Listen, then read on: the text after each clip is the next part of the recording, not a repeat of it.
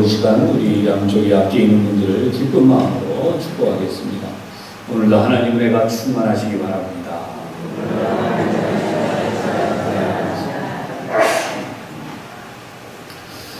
다윗의 자손이요. 오늘 말씀의 제목입니다. 다윗의 자손이요 라는 제목으로 이 시간 우리 함께 은혜를 나누도록 하겠습니다. 먼저 오늘 본문을 자세히 보면서 생각을 해보십시다. 27절을 보면 예수께서 거기에서 떠나가실세, 이렇게 거기에서 떠나가실세라고 하는 거기는 도대체 어딜까? 오늘 본문 조금 앞쪽으로 올라가야 됩니다. 18절에서부터 이 장소를 찾아볼 수 있는데, 예수께서 이 말씀을 하실 때에 한 관리가 와서 절하며 이르되 내 딸이 방금 죽었사오나 오셔서 그 몸에 손을 얹어 주소서. 그러면 살아나겠나이다. 여러분, 성경대로 보면 이 관리가 예수님을 찾아왔는데 이유가 뭐냐면 딸이 죽었다는 거예요. 여러분, 딸을 먼저 보내면 마음이 얼마나 아프겠습니까? 우리 인생에는 참 아픈 일들이 종종 있죠. 이렇게 해서 딸이 먼저 죽었기 때문에 이 관리는 그 당시에 이 공의회라든지 아니면 유대사회의 지도층인데 예수님을 터우시하는데도 불구하고 예수님을 찾아올 정도면 얼마나 다급할 상황인가. 체면이고 뭐고 없어요. 내 딸을 살려주십시오. 당신이 내 딸을 살려주시기만 하면 됩니다. 그래서 한 걸음에 달려온 것이죠. 그래서 와서 엎드려 절을 합니다.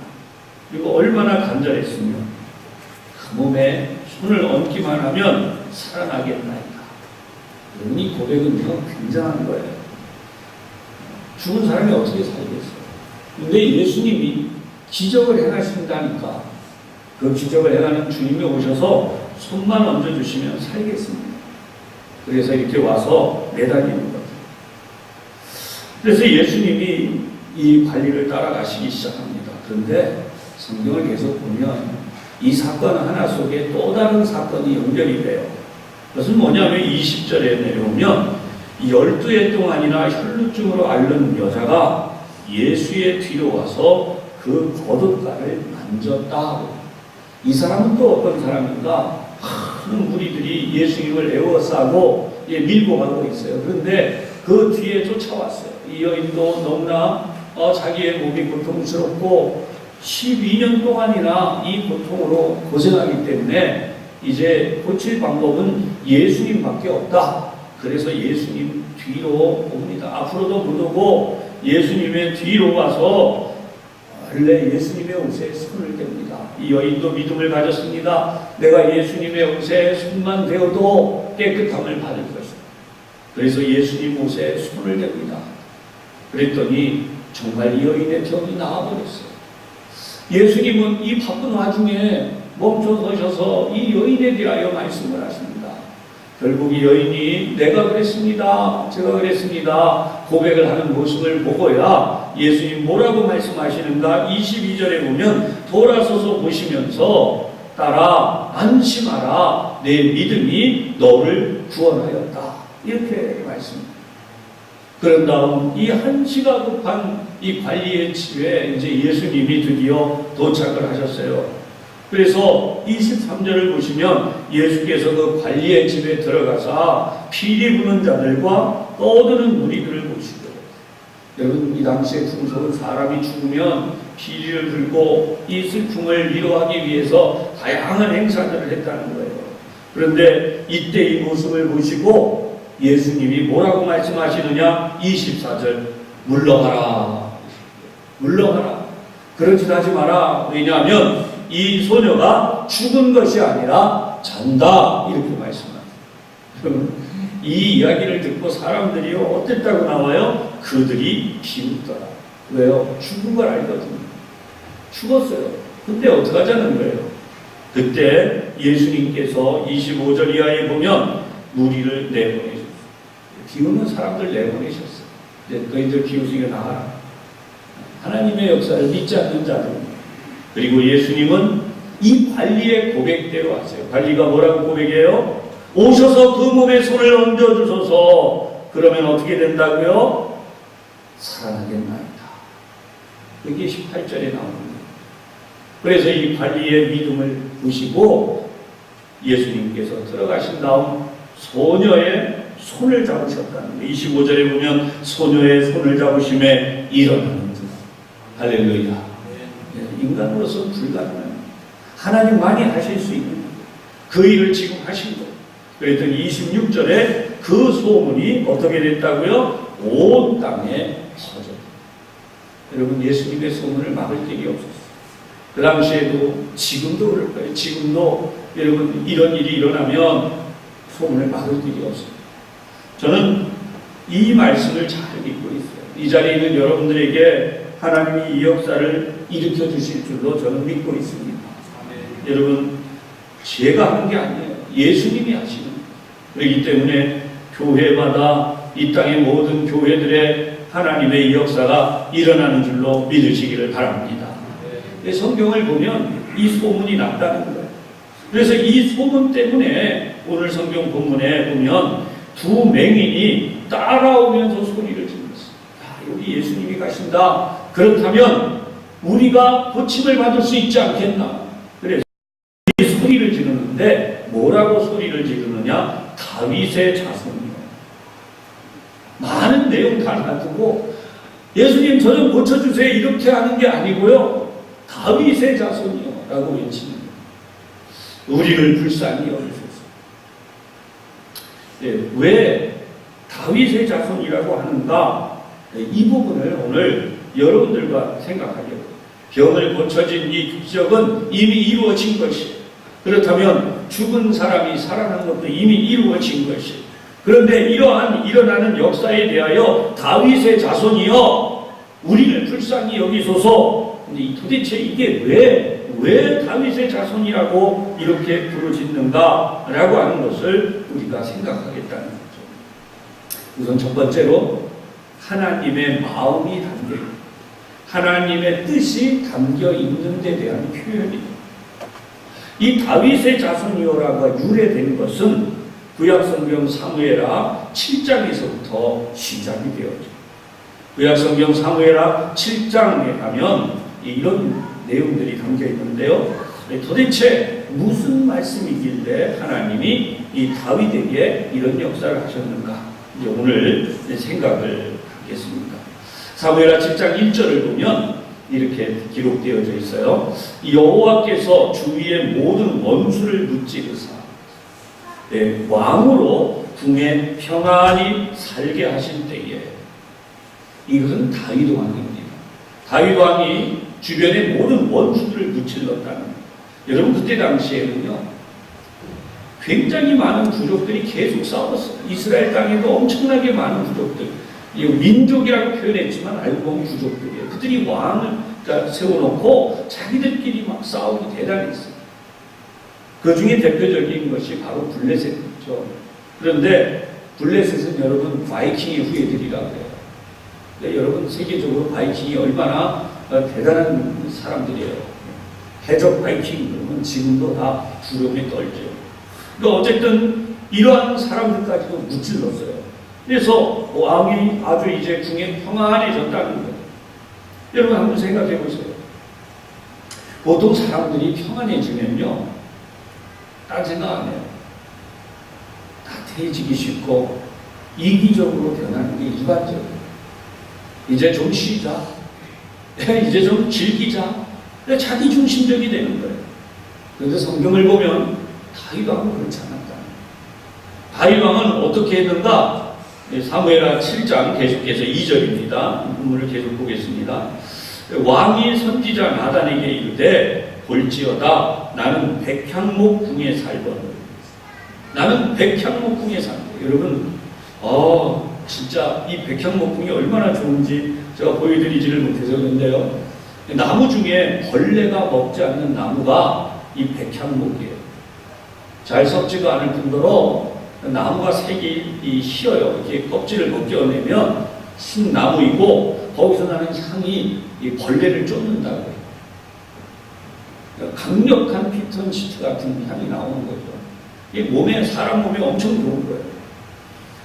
우리는 백향목품, 우리나라도 지금 뭐 이런 고급 목재나 또 황토 이런 것으로 지은 집들을 지어놓고 방송에서 굉장히 이렇게 뭐라고 그래, 선전을 한다 그러나요? 그런 걸 좀 본 적이 있는데, 여러분 비교도 안 되죠. 이렇게 좋은 집을 지은 여기 백향목은. 그런데 다윗의 마음이 어떠냐면 이렇게 얘기하는 거예요. 나는 백향목궁에 살거늘 하나님의 궤는 휘장 가운데 있도다. 여러분, 하나님의 궤, 이 당시에 하나님의 궤는 하나님이 거기에 임재해서 살고 계신다고 믿었던 거예요. 이 하나님의 언약궤가 어디에 있다 그러면 그 당시에 휘장이라고 하는 것은 천막을 얘기해요. 이동식 천막, 요즘 우리로 말하면 이동식 텐트예요. 그러니까 본인은 백향목궁에 살고 있는데 하나님의 궤는, 그렇다면 하나님은 바로 그런 휘장 가운데 계신 것이 너무나 마음이 아파요. 그래서 그런 마음을 이야기하니까 3절, 나단, 이 나단은 선지자입니다. 나단이 왕께 아뢰되 여호와께서 왕과 함께 계시 마음에 있는 모든 것을 행하소서. 이 말은 한마디로 얘기해서 하나님이 주신 마음입니다. 이렇게 이야기를 합니다. 그래서 이런 고백을 딱 하는 순간에 4절에 보면 그 밤에 여호와의 말씀이 나단에게 임하여 이르시되 5절, 가서 내 종 다윗에게 말하기를 여호와께서 이와 같이 말씀하시되 네가 나를 위하여 내가 살 집을 건축하겠느냐. 내가 얼마나 큰데 위대한 하나님이신데 네가 감히 나를 위해서 집을 지을 수 있겠느냐. 근데 이것이 무시하시는 말씀이 아니에요. 기특한 마음. 네가 그런 생각을 했다니 내가 참 생각해도 다윗 왕 너가 기특하다. 하나님이 그 말씀을 나단 선지자에게 하시죠. 그러면서 6절 이하에 내가 이스라엘 자손을 애굽에서 인도하여 내던 날부터 오늘까지 집에 살지 아니하고 장막과 성막 안에서 다녔나니. 여러분, 이 기간이요 얼마나 되는지 이제 정확히 계산하기는 그렇지만 먼저 40년 동안 광야에서 이 언약궤가 이스라엘 민족 가운데 함께 하나님이 계셔서 이스라엘 민족을 인도해 오셨죠. 그런 다음에 가나안 땅에 들어와서는 사사시대를 지나갔어요. 그리고 난 뒤에 다시 사울임금 시대를 지나가요. 이 사울임금 시대가 지나간 다음 다윗 왕의 시대가 오게 돼요. 그러니까 참 많은 시간이 흘러간 거죠. 그랬더니 7절에 계속 보면 이스라엘 자손과 더불어 다니는 모든 곳에서 내가 내 백성 이스라엘을 먹이라고 명령한 이스라엘의 어느 지파들 가운데 하나에게라도, 이런 뜻이에요. 내가 말하기를 너희가 어찌하여 나를 위하여 백향목집을 건축하지 아니하였느냐 그렇게 말한 적이 있냐, 이렇게 말씀합니다. 여러분, 이게 하나님의 마음. 하나님은 우리들도 그렇잖아요. 부모님들은 불편하게 살았어도 자녀들은 잘 살기를 바라요. 부모님들은 이렇게 부족해도 자녀들은 좀 부유하기를 바랍니다. 우리 하나님의 마음도 그랬다는 겁니다. 내가 언제 나를 위하여 백향목집을 건축하지 않느냐, 왜 그러지 않느냐 라고 내가 언제 그런 적이 있느냐, 그렇게 말씀하십니다. 그래서 하나님의 마음이 너무나 흡족하고 기쁘신 거예요. 여러분 생각해 보세요. 여러분들이 고생하면서 연세가 뭐 50이 됐든 아니면 60이 됐든 그 이상 됐다고 해도 자녀들이 혹시라도 우리 부모님 너무나 고생하셨으니까 노년에 우리가 좋은 집을 좀 지어드려야지.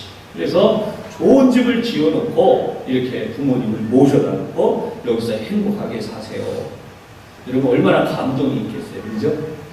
요즘 뭐 우리 자녀들을 보면서 부모님들 입장에서 그렇게 뭐 바라지 않으시고 오히려 지난번에 어떤 분이 그러시더라고요. 자기들끼리만 잘 살아. 저희들만 잘 살면 되죠. 더 바랄 게 없어요. 우리 모두 마음이 그렇지 않습니까? 자기들끼리만 잘 살아줘. 그런데 오늘 성경을 보면 이런 부모의 마음, 자녀가 잘하는 것처럼 하나님이 보실 때에 이 다윗 왕이 하나님을 향해 이런 마음을 가졌니까 얼마나 행복하셨는지, 그래서 8절 이하에 이 말씀이 나와요. 그러므로 이제 내 종 다윗에게 이와 같이 말하라. 만군의 여호와께서 이와 같이 말씀하시기를 내가 너를 목장고 양을 따르는 데에서 데려다가 내 백성 이스라엘의 주권자로 삼았는데, 9절 내가 하는 모든 곳에서 내가 너와 함께 있어 내 모든 원수를 네 앞에서 멸하였은즉 땅에서 위대한 자들의 이름같이 내 이름을 위대하게 만들어주리라. 아멘. 얼마나 하나님이 기뻐하셨으면 다윗 왕에게 정말 내가 너를 위대한 사람으로 만들어 놓겠다. 이 세상에서 이런 복을 받는 사람이 없어요. 그 다음에 계속 보세요. 10절 내가 또 내 백성 이스라엘을 위하여 한 곳을 정하여 그를 심고 그를 거주하게 하고 다시 옮기지 못하게 하며 악한 종류로 전과 같이 그들을 해하지 못하게 하여. 그러니까 모든 악한 민족들이 찾아와서 괴롭히고 무너뜨리는 일을 다시는 못하게 할 것이다. 11절 전에 내가 사사에게 명령하여 내 백성 이스라엘을 다스리던 때와 같지 아니하게 하고 너를 모든 원수에게서 벗어나 편히 쉬게 한다. 할렐루야. 여러분, 우리가 사모하는 복이죠. 이게 오늘 우리 모두에게 이런 행복한 복이 이루어질 수 있기를 주님의 이름으로 축원합니다. 여호와께서 또 내게 이르노니 여호와가 너를 위하여 집을 짓고. 아멘. 하나님이 우리를 위해 집을 지어주십니다.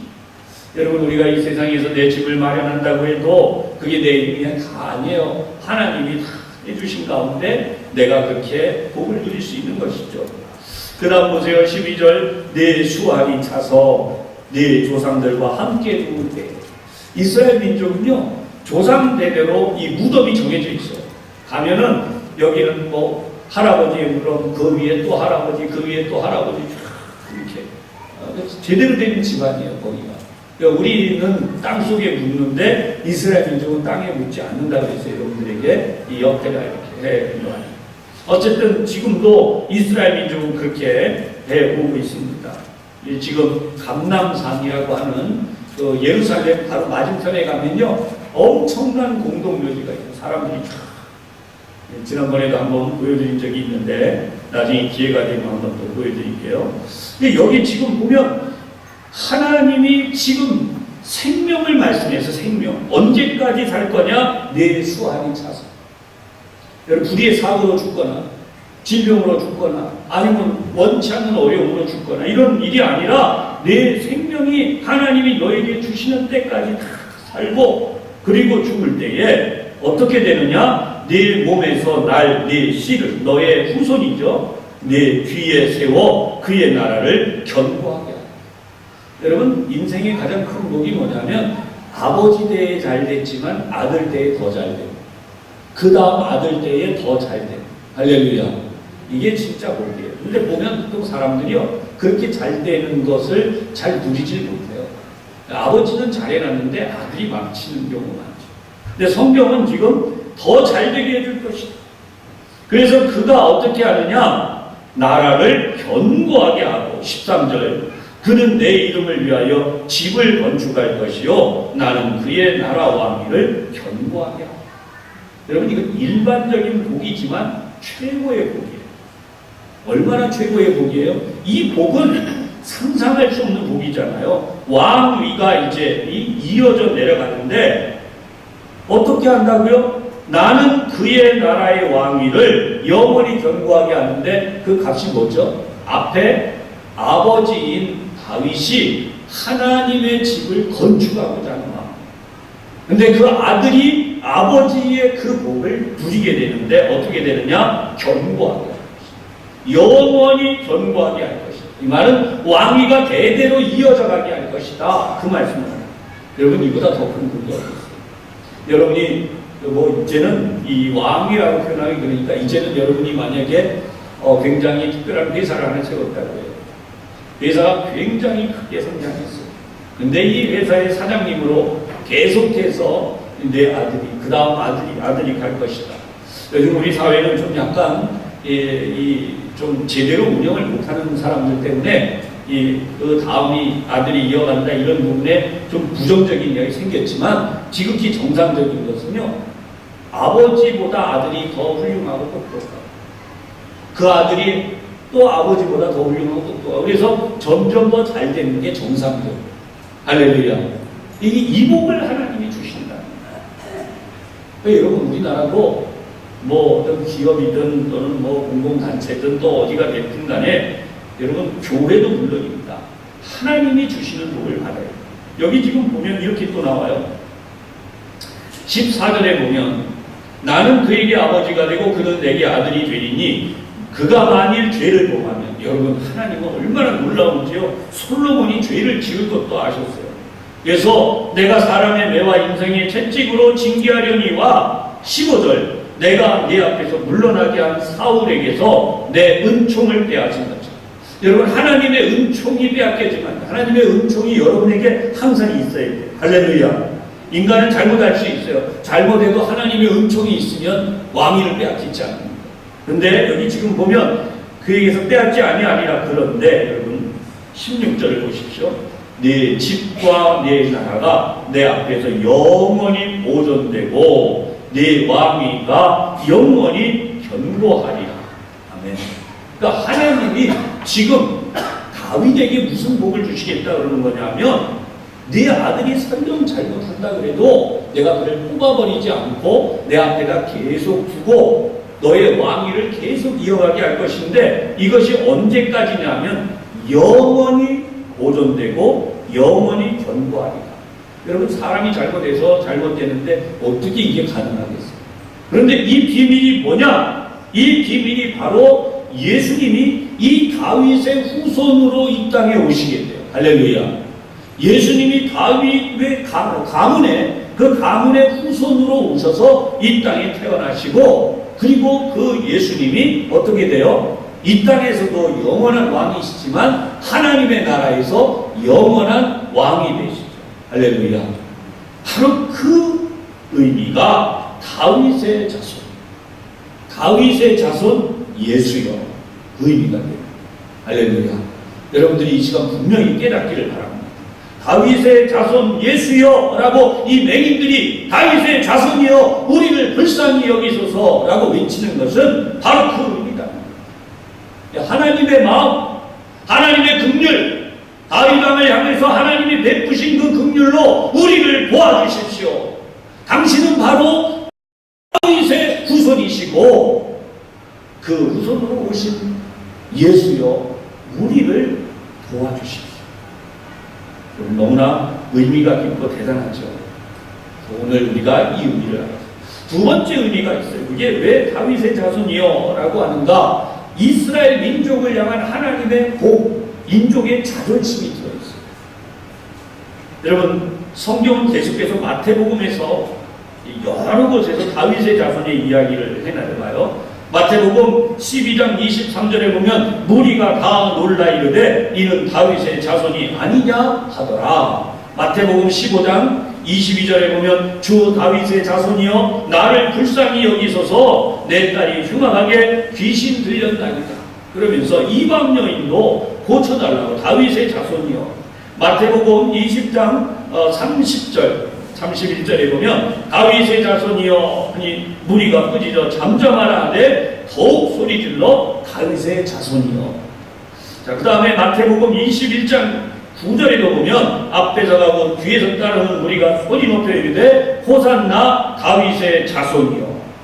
이렇게 다윗의 자손에 대한 이 고백을 계속하고 있어요. 심지어 사도행전 2장 30절에 보면 베드로의 설교에서도 다윗에 대해 이야기해요. 그는 선지자라 하나님이 이미 맹세하사 그 자손 중에서 한 사람을 그 위에 앉게 하리라 이렇게 말씀했는데 31절로 넘어가면 그 하나님의 말씀을 미리 본 거로 그리스도의 부활을 말하되 그가 음부에 버림이 되지 않고 그의 육신이 썩음을 당하지 아니하리라. 하나님은 이렇게 예수님에 대하여 말씀을 했어요. 마태복음 1장 21절에 가면 가브리엘 천사가 예수님의 탄생을 예고할 때 그 이름을 예수라 하라. 그런데 그 예수라는 이유가 뭐냐면 자기 백성을 그들의 죄에서 구원할 자라는 뜻이라는 거예요. 예수가 무슨 뜻이요? 자기 백성을 그들의 죄에서 구원할 자. 여러분이 인생이 하나님의 복을 못 받는 이유가 뭐예요? 죄 때문에. 인생이 왜 하나님의 나라에 못 들어가요? 죄 때문에. 이 죄를 사시는 그분이 바로 다윗의 자손 예수라는 거예요. 그래서 이러한 부분에 대하여서 하나님이 뭐라고 지금 선포하시는가? 여러분, 누가복음 1장 31절에서 33절에 보면, 보라, 내가 잉태하여 아들을 낳으리니 그 이름을 예수라 하라. 그가 큰 자가 되고 지극히 높으신 이의 아들이라 일컬어질 것이요, 주 하나님께서 그 조상 다윗의 왕위를 그에게 주시리니 영원히 야곱의 집을 왕으로 다스리실 것이며 그 나라가 무궁하리라. 하나님이 이렇게 엄청난 복을 주신다. 이 말씀의 예고가 어디에도 나오냐면 이사야 35장 4절이 아니라, 두려워하지 말라, 보라, 너희 하나님이 오사 보복하시며 갚아주실 것이라. 하나님이 오사 너희를 구하시리라 하라. 그때에 맹인의 눈이 밝을 것이며 못 듣는 사람의 귀가 열릴 것이며 그때에 저는 자는 사슴같이 뛸 것이며 말 못하는 자의 혀는 노래하리니 이는 광야에서 물이 솟겠고 사막에서 시내가 흐를 것이니라. 10절로 가면 여호와의 속량함을 받은 자들이 돌아오되 노래하며 시온에 이르러 그들의 머리 위에 영영한 희락을 띠고 기쁨과 즐거움을 얻으리니 슬픔과 탄식이 사라지리라. 아멘. 여러분, 인생에서 이보다 더 행복한 일이 어디 있어요? 그것이 다윗의 자손 그들에게 주실 하나님의 약속이요, 하나님이 지금 그렇게 만드셨다는 거죠. 사랑하는 여러분, 이 똑같은 내용을 누가복음 4장 18절에 주의 성령이 내게 임하셨으니 이는 가난한 자에게 복음을 전하게 하시고 내게 기름을 부으시고 나를 보내사 포로된 자에게 자유를, 눈먼 자에게 다시 보게 함을 전파하며 눌린 자를 자유롭게 하고 주의 은혜의 해를 전파하게 하려 하심이라 하였더라. 누가복음 4장 18절에서 19절의 말씀. 사랑하는 여러분, 구약 성경에 예언되고 있는 모든 내용들이 예수님이 이 땅에 오심으로 이 일이 이루어졌다. 오늘 우리가 살고 있는 이 땅에서 하나님은 무슨 일을 이루어 놓으셨고 하나님의 나라에까지 이 일을 어떻게 이어가셨는지 지금 여러분들에게 말씀을 드렸습니다. 그러면 오늘도 우리가 신앙생활을 하고 있잖아요. 지금도 나와서 예배를 드리고 있잖아요. 이 교회는 도대체 어떤 의미가 있을까요? 사도행전 20장 28절에 이 말씀이 있습니다. 하나님이 자기 피로 사신 교회를 보살피게 하셨느니라. 아멘. 하나님이 우리로 하여 또 하나님께서 직접 이 교회를 보살피시는 거예요. 그러므로 교회 나와서 믿음 생활하는 우리가 믿음의 눈이 떠져야 돼요. 오늘 우리가 다윗의 자손입니다. 영원히 변하지 않는 하나님의 나라의 왕 예수 그리스도, 그분을 진정으로 믿는 믿음이 우리에게 생겨야 돼요. 그 믿음이 변치 않는 믿음이 되어야 돼요. 그런데 오늘 성경을 보면 제일 먼저 뭐가 중요하죠? 다윗의 자손이여 우리를 불쌍히 여기소서. 이들이 무엇 때문에 이렇게 외쳤어요? 믿었기 때문이지. 오늘도 우리가 진짜 믿어야 돼요. 먼저 믿어야 돼요. 그런데 소문이 있어야 되죠. 여러분, 예수 믿는 소문을 잘 내야 돼요. 할렐루야. 우리가 지금 예수 믿는 소문을 잘 못 내요. 밖에 나가면서 나 예수 믿는 사람 됐어요. 나 교회 다니는 사람 됐어요. 나 예수 믿고 있어요. 이 소문을 못 내요. 왜 그래요? 괜히 혼자 부끄러워하는 거예요. 예수 믿는다는 사람들이 뭐 근꼴이냐 뭐하냐 비아냥거림에 스스로 주눅이 들어버린 거예요. 예수 믿는 사람이 어땠는데? 예수 믿는 사람이 뭘 잘못했는데? 물론 우리 사회적으로 지탄받는 부분들이 생긴 것도 사실이에요. 교회 다닌다는 사람들, 목회하는 사람들이 정직하지 못했다, 깨끗하지 못했다. 그 말 맞아요. 그런데 알고 보면 세상은 다 더럽고 다 추해요. 그나마 저는 여러분들에게 늘 말씀드리지만 예수 믿는 사람은 회개할 줄이라도 안다는 거예요. 그러나 이런 부분을 우리가 그렇게 인간적으로 주눅들 것이 아니라 오늘 주님의 말씀이 우리를 자랑할 것이 아니라 예수님을 자랑해야 돼요. 우리를 자랑할 것이 아니라 복음을 자랑해야 돼요. 우리를 드러내고 이야기할 것이 아니라 교회가 하나님의 몸임을 드러내요. 할렐루야. 우리의 문제가 뭐냐 하면 자꾸 인간이 개입돼요. 인간이 높아지려고 해. 하나님의 영광을 인간이 찾아요. 교회 다니더니 깨끗해졌어. 교회 다니더니 그 사람 훌륭해졌어. 여러분, 인간이 영광을 받으려니까 문제가 되는 거예요. 하나님이 영광을 받으시면 아무 문제가 없어요. 하나님이 그 사람을 그렇게 만드셨다더라. 하나님이 그를 치료하셨다더라. 하나님이 그 사람을 새롭게 하셨다더라. 하나님이 그 가문에 복을 주셨다더라. 할렐루야. 하나님의 복이 드러나야 되고 하나님이 영광을 받으시는 거예요. 여러분, 이게 여기에 우리 눈이 떠져야 돼요. 그래야 우리가 하나님의 복을 받는 거예요. 예수님을 따라와서 소리치던 이 맹인들은 그들이 다윗의 자손임을 생각하게 됩니다. 우리도 다윗의 자손입니다. 당신이 다윗의 자손인데 우리도 다윗의 자손입니다. 그런 하나님의 마음을 가진 분이라면 우리의 눈을 뜨게 해주실 줄로 믿습니다. 그래서 쫓아와서 기어이 예수님께 고침을 받았습니다. 할렐루야. 오늘도 예배하는 우리가 이런 하나님의 은혜를 사모할 때에, 정말 하나님의 은혜를 알고 믿을 때에 하나님께서 우리만이 아니라 솔로몬의 때가 그 다음 때가 계속해서 된 것처럼 우리의 가정과 가문이 세워져가는 믿음의 가정이 될 줄로 믿으시기를 바라고, 여러분 그러한 믿음으로 뜨겁게 살아가시고 그렇게 소원하고 믿으시기를 다시 한번 주님의 이름으로 축복합니다.